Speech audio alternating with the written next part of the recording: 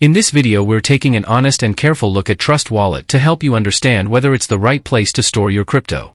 Trust Wallet is a popular non-custodial wallet, meaning you control your private keys and the app doesn't hold your funds, which many people see as a core benefit for privacy and ownership.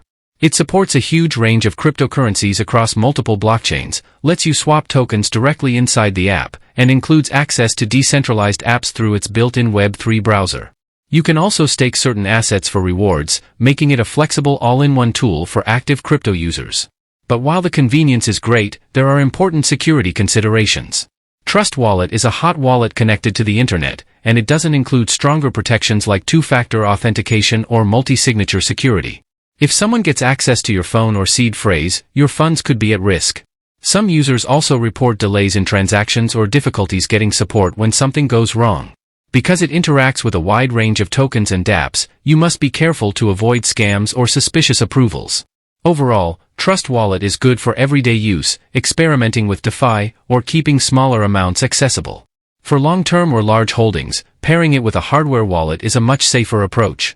For more honest reviews that keep your digital assets safer, subscribe now and stay smart in crypto.